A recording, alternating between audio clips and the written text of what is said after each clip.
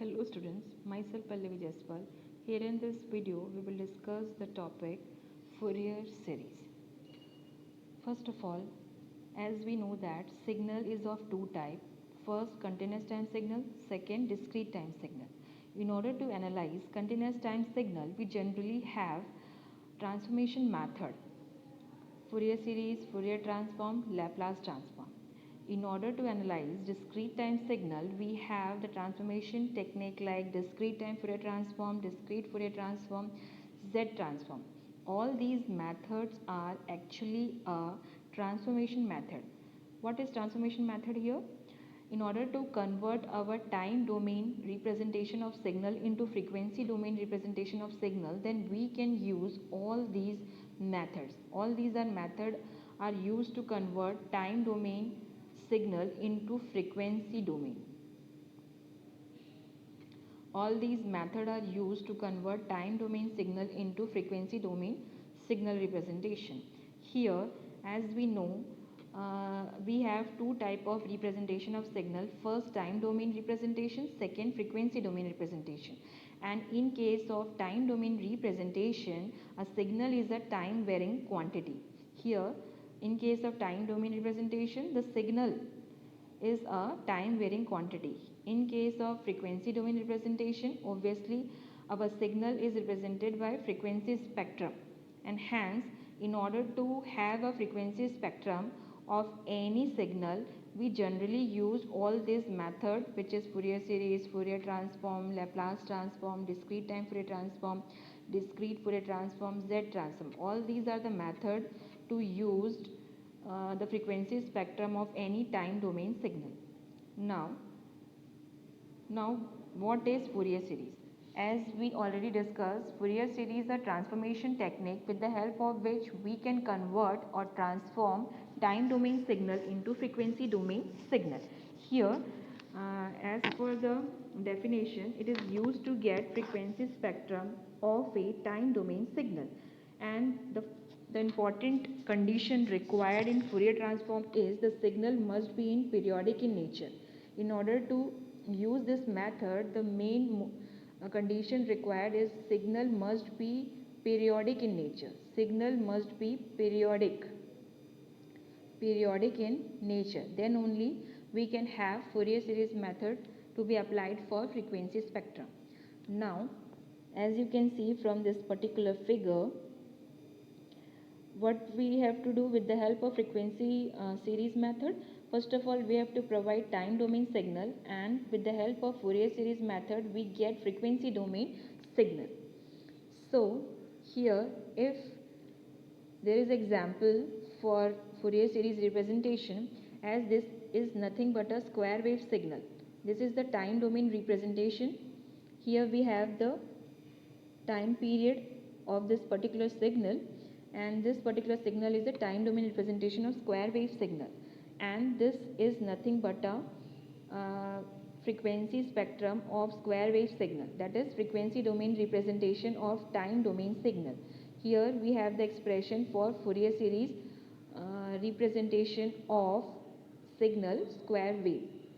As we can see, this particular expression consists of sine term, and here omega naught, here 3 omega naught, here 5 omega naught. All these are the harmonics of the frequency term, and hence from the figure itself we can see our square wave is periodic in nature, and after converting this particular time domain into frequency domain, it convert into discrete. So obviously frequency spectrum of a periodic signal is discrete in nature. From the figure itself it shows if the signal is periodic, then its frequency spectrum must be discrete in nature in case of Fourier series. Now moving on to the next topic, Dirichlet condition. Here we have this Dirichlet condition which need to be followed for signal to be used for Fourier series. First, xt is well defined and single valued function. Second, xt must possess only a finite number of discontinuities in the period t. Third one, xt must have finite number of positive and negative maxima in the period t.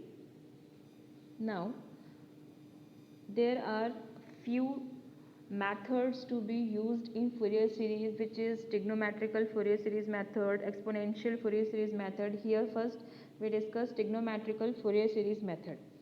So here our, our signal must be periodic. Obviously xt signal is periodic signal which can be expressed in trigonometrical Fourier series form, and obviously it comprises of sine and cosine term. Periodic, obviously sine and cosine term is the periodic signal, and with the help of which we can have trigonometrical Fourier series representation. So the expression for trigonometrical Fourier series is for periodic function x of t. We have this expression which is xt equals to a naught plus a1 cos omega naught of t plus a2 cos 2 omega naught of t till an cos n omega naught of t plus b1 sin omega naught of t plus b2 sin 2 omega naught of t till last bn sin n omega naught of t. This is the standard equation of trigonometrical Fourier series. Now we have to sum up all this expression in summation form.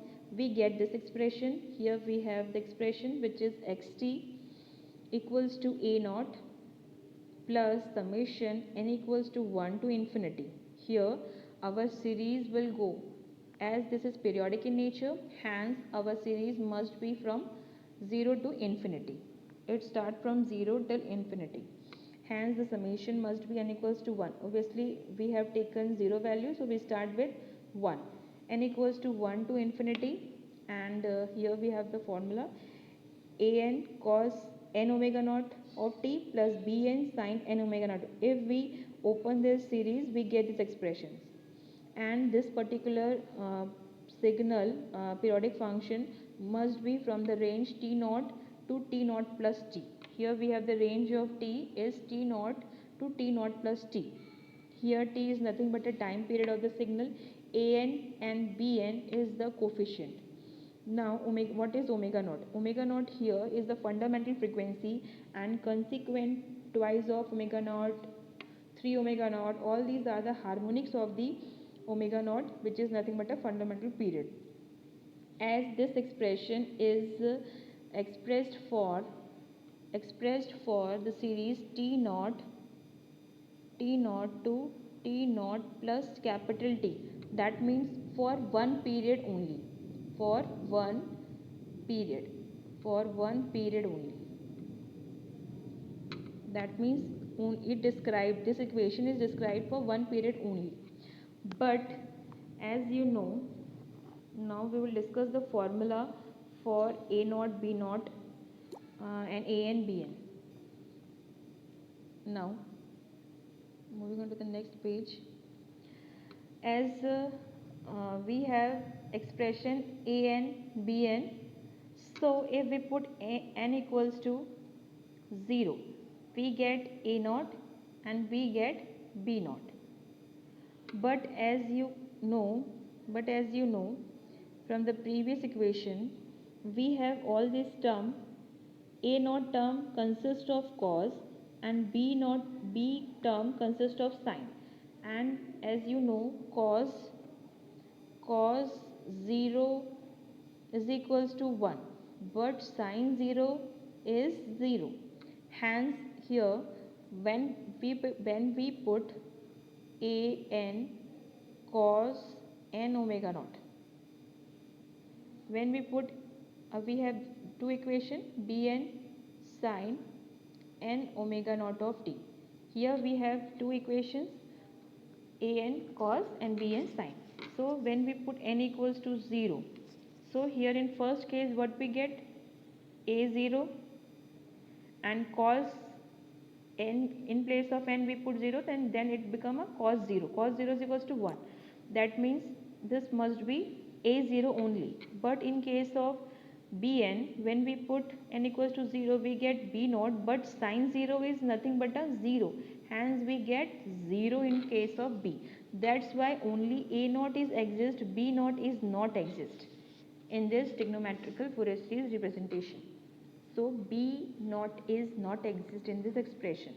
and we have a naught expression as we have the formula a naught equals to 1 upon t integral t naught to t naught plus capital D x of t, that is periodic function dt. This is the formula for calculating a naught. Now we have to calculate the formula for an and bn.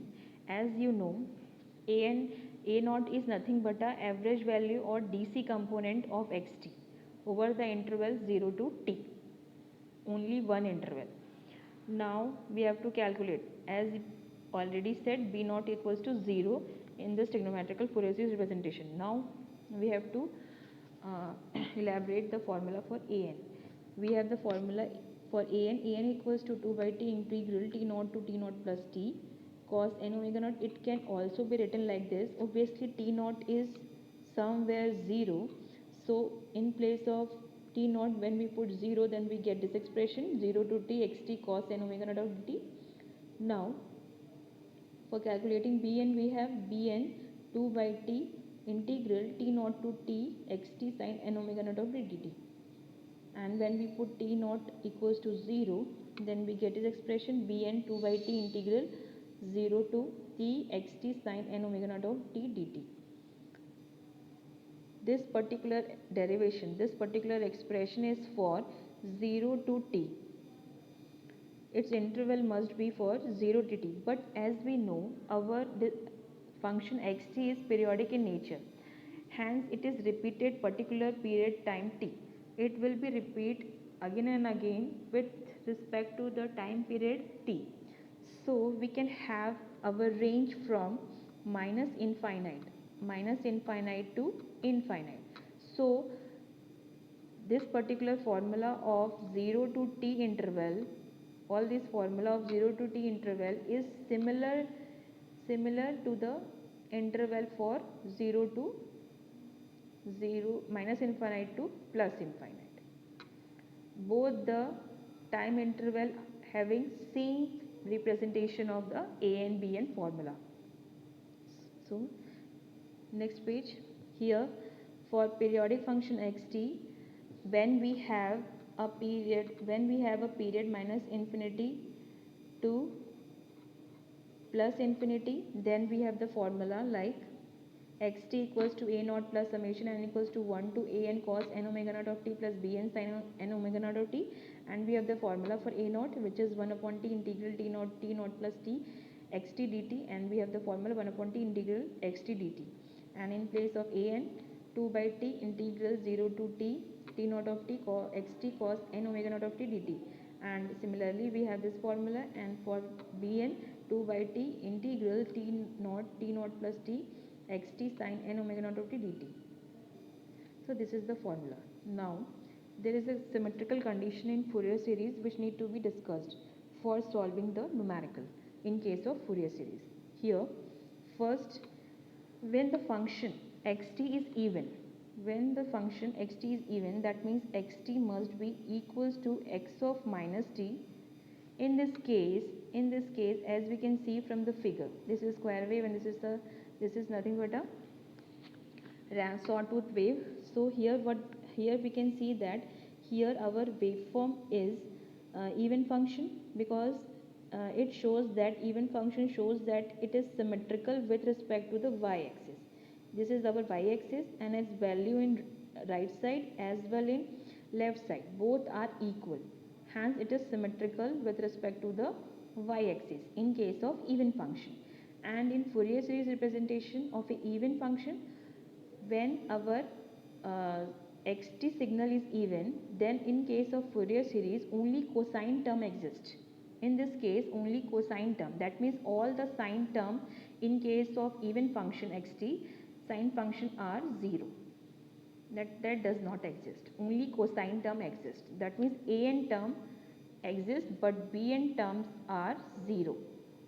It does not exist. So here we have the if cosine term is exist, that means from a n all the values are exist, but dc term, which is a naught is optional. So if in case of even function, we have this condition, that is integral minus a to a. If our range is minus a to a, then we have the equation minus a to a xt dt. xt dt, then it must be equals to, when this condition occur, then we simply change our integration from 0 to a and we place 2 in front, xt dt, as we can see from this expression. Integral minus xt dt is equals to twice of integral 0 से a xt dt. This is the expression in case when our signal xt is even. Now next, if the function xt is odd, then we have the expression like xt equals to minus of x of minus t. This is the condition for odd. And here we have the example, which is sin t, t cube, t cos t. All these are the examples of cos, which is of odd function. So from the figure itself, we can see that this is an odd function of t. The graph of odd function shows that it is symmetrical about the origin. It is symmetrical about the origin and asymmetrical with respect to the y-axis. Obviously this is our y-axis, this is our y-axis, obviously asymmetrical about our y-axis. Here we have positive value in right side and negative value in left side. So this is called asymmetrical about y-axis. And in case of odd function, in case of Fourier series representation, only odd terms exist. That means sine term exists, but cosine term does not exist. So here DC term is optional in both the cases. So when our xt signal is odd, we have this expression, integral minus a to a xt dt is always 0. And third one, the sum or product of two or more even function. If we have even function and if we take sum or product of those functions, then it is always a even function. It's like fourth one, the sum of two or more odd function. If we take sum of two or more odd function, which comes out always a odd function, but the product of odd function comes out will be a even function. If we add two or more odd function, then it will be odd, but if we product odd function, then it will be a even function in case of Fourier series. This is a properties of Fourier series. Thank you.